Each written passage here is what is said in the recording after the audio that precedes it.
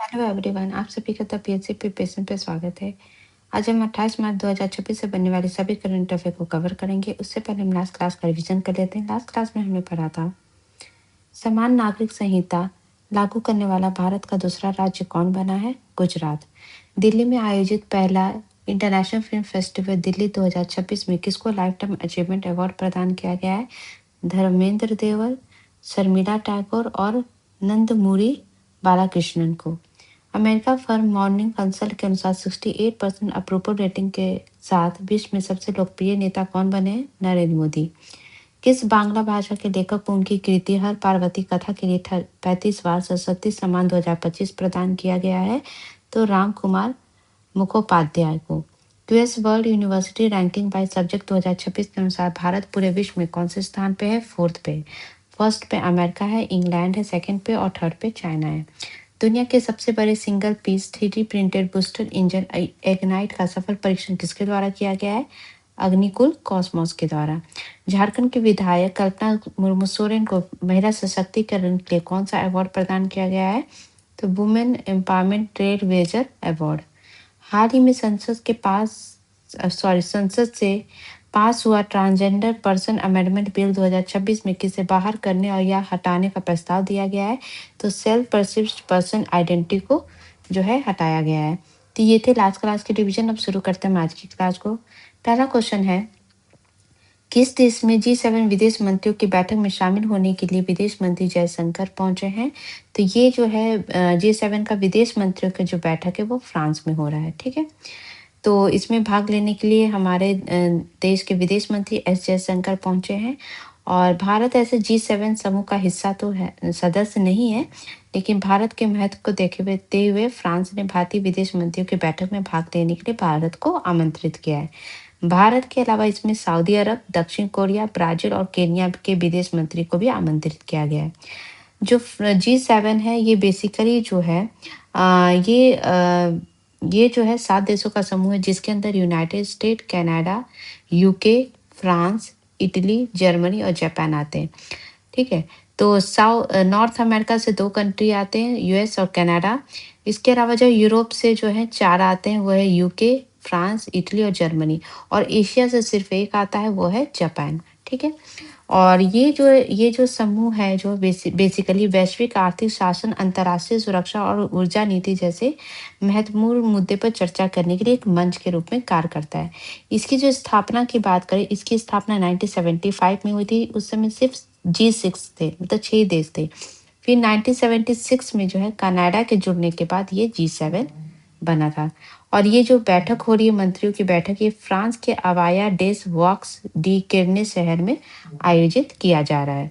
ठीक है, फ्रांस का जो है मैपिंग अगर देखें तो फ्रांस की जो राजधानी है वो है पेरिस। और पेरिस जो है वो सीन नदी के किनारे बसी हुई है। ठीक है, यहाँ पे जो है आप पायरेनीज पर्वत देख रहे होंगे, जिसके थ्रू जो है फ्रांस और स्पेन की जो है ये सीमा बनाती है। इसके अलावा यहाँ पे अस पर्वत देख रहे होंगे, जो कि फ्रांस और इटली और स्विट्जरलैंड के बीच जो है सीमा बनाती है। और इसकी सबसे हाईएस्ट पॉइंट है वो है माउंट ब्लैंक। ज्यूरा पर्वत जो है ये फ्रांस और स्विट्जरलैंड के बीच जो है सीमा बनाती है। और वॉक्स माउंटेन जो है ये फ्रांस और जर्मनी और के बीच जो सीमा बनाती है। ये जो है यहाँ पे आप जो राइन रिवर देख रहे हैं वो अल्प्स पर्वत से ही होते हुए निकलती है, और जो जर्मनी और फ्रांस के बीच सीमा भी बनाती है। इसके अलावा जो है फ्रांस की सबसे लंबी नदी है वो लॉरे रिवर है। और 0 डिग्री जो है मेरिडियन लाइन है, जो यूके से होके पास होती है, प्राइम मेरिडियन लाइन, वो यहाँ फ्रांस से भी होके गुजरती है। ठीक है, इसके अलावा जो है यहाँ पे आप देख रहे होंगे इंग्लिश चैनल। इंग्लिश चैनल के थ्रू जो है यूके और फ्रांस जो है एक दूसरे से अलग होते हैं। और ये सिर्फ 32 किलोमीटर लंबा चैनल है, जिसको लोग तैर के भी पार कर सकते हैं। ठीक है, यहाँ पे जो है आप डोवर स्ट्रेट के लोकेशन देख रहे होंगे। ठीक है, तो जो डोवर स्ट्रेट है, जिससे जो है यूके और जो है यहाँ पे फ्रांस ये अलग होते हैं। और यहाँ पे इंग्लिश चैनल जो है और यहाँ जो है ये दूसरे से कनेक्ट होते हैं। नॉर्थ सी इधर जो है इसकी सीमा इधर अटलांटिक ओशन से लगती है, इधर मेडिटेरियन सी से लगती है। और यहाँ पे जो है वे ऑफ विस्की की लोकेशन है। ठीक है, नेक्स्ट क्वेश्चन है, पश्चिम एशिया में बढ़ते तनाव के बीच भारतीय नौसेना द्वारा ऊर्जा आपूर्ति को सुरक्षित रखने के लिए कौन सा ऑपरेशन चलाया जा रहा है? तो इसका नाम है ऑपरेशन ऊर्जा सुरक्षा। ठीक है। तो ऊर्जा सुरक्षा जो है ये चलाया जा रहा है और ये अभियान विशेष रूप से जो स्ट्रेट ऑफ हॉर्मुज है और जो ओमान की खाड़ी से जो भारतीय जहाज गुजरते हैं उनको सुरक्षा प्रदान करना है। और इसका उद्देश्य ये है कि भारत को जो कच्चा तेल है, एलएनजी है, एलपीजी है, ये जो है सुरक्षित तरीके से जो है इंडिया पहुंच सके। अगर हम कुछ स्टैटिक फैक्ट देखें, तो एलएनजी है जो लिक्विफाइड नेचुरल गैस होता है, इसका जो मेन कंपाउंड होता है वो होता है मीथेन। पीएनजी जो होता है पेट्रोलियम नेचुरल गैस, उसका भी मेन कंपाउंड होता है मीथेन, जिसका फॉर्मूला है CH4। एलपीजी का फुल फॉर्म होता है लिक्विफाइड पेट्रोलियम गैस, जिसका मेन कंपोनेंट होता है वो है प्रोपेन और ब्यूटेन। कोल जो है इसका जो है मोस्टली ये कार्बन से होता है और कुछ हाइड्रोकार्बन भी होते हैं। पेट्रोलियम जो है हाइड्रोकार्बन का मिक्सचर होता है। नेचुरल गैस में जो मेन कंपोनेंट होता है वो होता है मीथेन। कुछ इंपॉर्टेंट हम ऑपरेशन से रिलेटेड फैक्ट का रिवाइज करें तो ऑपरेशन सर्द हवा किसके द्वारा चलाया गया था? बीएसएफ के द्वारा। अमेरिका के द्वारा ऑपरेशन एब्सोल्यूट रिजॉल्व चलाया गया था वेनेजुएला के खिलाफ। इसके अलावा जो है ईरान से भारतीयों को निकालने के लिए ऑपरेशन स्वदेश चलाया गया था। ऑपरेशन सागर बंधु जो है श्रीलंका को मानवीय सहायता प्रदान करने के लिए चलाया गया था। बलूच लिबरेशन आर्मी के द्वारा पाकिस्तान के खिलाफ जो है ऑपरेशन हेयर ऑफ 2.0 चलाया गया था। दिल्ली पुलिस के द्वारा ऑपरेशन साइबर हॉक 3.0 चलाया गया था साइबर अपराधियों के खिलाफ। इसके अलावा पंजाब पुलिस के द्वारा जो है अपराधियों के खिलाफ ऑपरेशन प्रहार 2.0 चलाया गया था। ऑपरेशन विंड लॉर्ड का संबंध जो है यूएसए से है। इसके तहत जो है परमाणु रिएक्टर को विमान से स्थानांतरित किया गया था। ऑपरेशन स्ट्रैप के तहत जो एक्सप्लोरर नाम के बाघ को जो है पापीकोंडा नेशनल पार्क आंध्र प्रदेश में स्थानांतरित किया गया था। छत्तीसगढ़ में नक्सलियों के खिलाफ ऑपरेशन ब्लैक फॉरेस्ट 2 चलाया गया है। इसके अलावा जो है इजराइल के द्वारा जो सैन्य हमले अभी किए जा रहे हैं लड़ाई में, उसको नाम दिया गया ऑपरेशन रोरिंग लायन। ईरान के द्वारा जो ऑपरेशन चलाया जा रहा है, सैन्य अभियान किया जा रहा है, उसको नाम दिया गया था ऑपरेशन ट्रू प्रॉमिस 4। और अमेरिका के द्वारा जो ऑपरेशन चलाया जा रहा है ईरान वॉर में, उसको नाम दिया गया ऑपरेशन एपिक फ्यूरी। इसके अलावा पाकिस्तान के द्वारा जो है अफगानिस्तान के खिलाफ जो अभियान चलाया जा रहा है उसको नाम दिया गया है गजब लील हक। भारतीय नौसेना के द्वारा जो ओमान और फारस की खाड़ी में जहाजों की सुरक्षा प्रदान करने के लिए पहले चलाया गया था ऑपरेशन संकल्प। इसके अलावा इंटरपोल और WCO द्वारा वन जीव तस्करी के खिलाफ जो है अभियान चलाया जा रहा है उसको नाम दिया गया ऑपरेशन थंडर। ठीक है, तो ये काफ़ी इंपॉर्टेंट है, इसलिए आप इसको याद करते चलें। ठीक है। नेक्स्ट क्वेश्चन है, केंद्रीय मंत्रिमंडल द्वारा मॉडिफाइड उड़ान की समय सीमा कितने वर्ष के लिए निर्धारित की गई है? तो ये की गई है 10 ईयर के लिए। ठीक है, तो ये 2026 से अब शुरू होगा और 2035 तक जो है ये चलेगा। तो ये 10 साल के लिए शुरू किया गया है, 35-36 तक के लिए चलेगा। और अभी जो है कुछ और भी मिशन के जो समय सीमा बढ़ाई गई थी, जैसे जल जीवन मिशन 2.0। ठीक है, तो जल जीवन मिशन, तो इसकी समय सीमा कब तक बढ़ाई गई थी? 2028 तक। ठीक है, तो अभी जो ये उड़ान जो स्कीम है ये पहले से चल रही थी, क्योंकि उड़ान का फुल फॉर्म है पहले उड़े देश का आम नागरिक, जो कि 2016 में शुरू किया गया था। और ये मिनिस्ट्री ऑफ सिविल एविएशन के अंतर्गत आता है और ये जो बेसिकली रीजनल कनेक्टिविटी है वो प्रोवाइड करने के लिए चलाई गई थी। लेकिन अभी जो है प्रधानमंत्री नरेंद्र मोदी के अध्यक्षता में केंद्रीय मंत्रिमंडल ने क्षेत्रीय कनेक्टिविटी योजना जो है मॉडिफाइड उड़ान को मंजूरी दी गई है। और ये अब योजना 2026-27 से लेकर 2035-36 मतलब 10 वर्षों के लिए चलेगी। और इसमें जो है 28.840 करोड़ का जो है इसमें जो है राशि खर्च की जाएगी, किसके लिए? इसमें क्या क्या डेवलप किया जाएगा?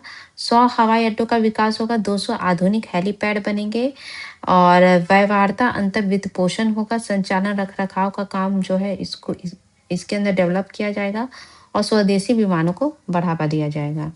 स्कीम एंड मिशन से रिलेटेड फैक्ट देखें तो पंचायती मंत्रालय और यूनिसेफ जो है एक साथ मिलकर पंचम डिजिटल एआई टूल को लॉन्च किया गया था।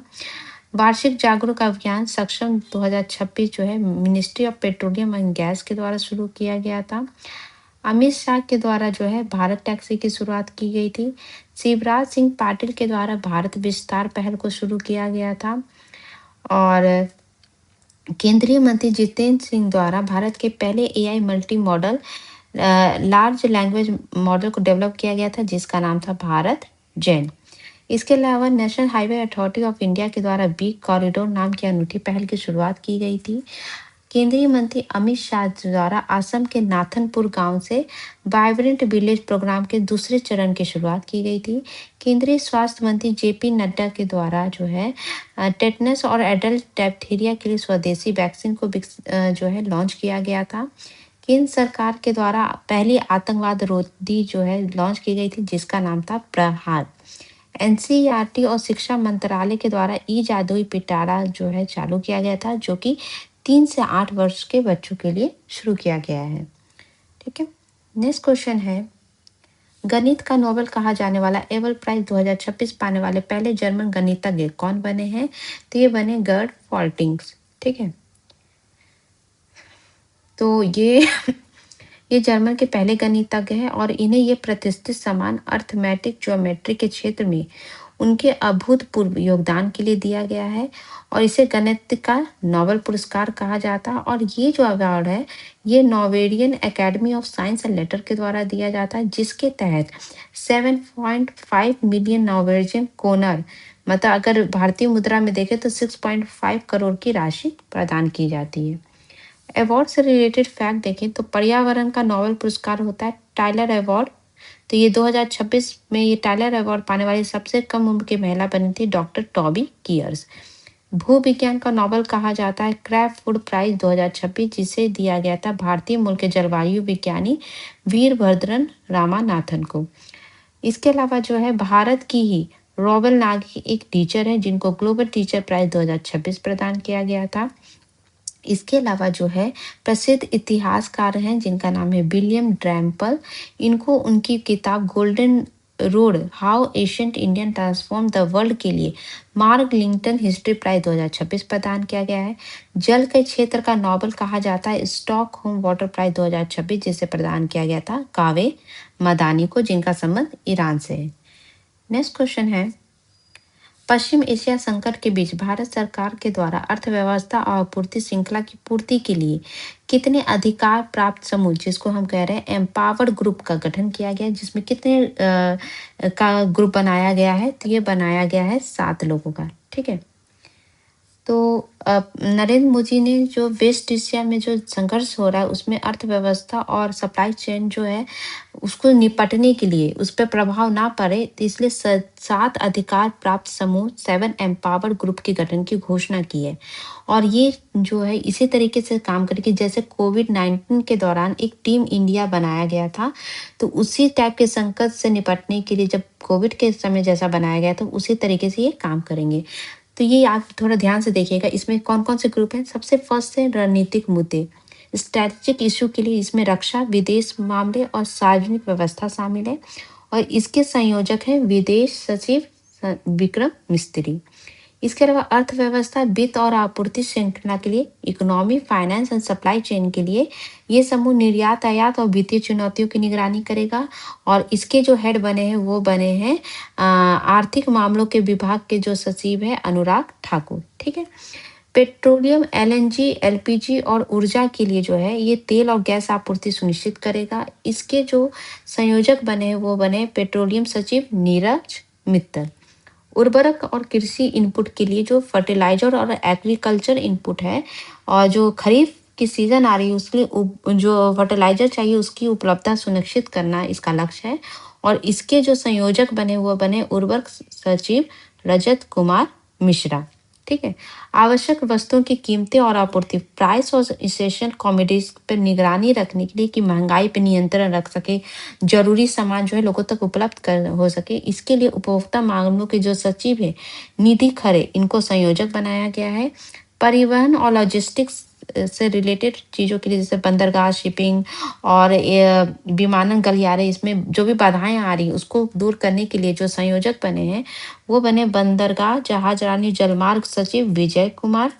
और सूचना संचार और सार्वजनिक जुड़ाव के लिए, इंफॉर्मेशन कम्युनिकेशन और पब्लिक एंगेजमेंट के लिए, कि जनता तक सही जानकारी पहुंचाई जा सके, संचार व्यवस्था सुनिश्चित हो सके, इसके लिए जो है सचिव संयोजक बने हैं, वो सूचना प्रसारण सचिव संजय जाजू इसके संयोजक बने हैं। ठीक है, चलिए नेक्स्ट क्वेश्चन है, नई दिल्ली में आयोजित वर्ल्ड यूथ पार्लियामेंट 2026 में भारत का प्रतिनिधित्व करने के लिए प्रतिनिधित्व करने वाली स्तुति प्रधान, ठीक है, का संबंध किस राज्य से है? तो ये इनका संबंध जो है सिक्किम से। तो अभी नई दिल्ली में जो है वर्ल्ड यूथ पार्लियामेंट 2026 आयोजित हो रहा है। तो स्तुति प्रधान जो है सिक्किम की एक उभरती हुई युवा नेता है, जिन्होंने राष्ट्रीय अंतर्राष्ट्रीय स्तर पर अपना नाम रोशन किया है।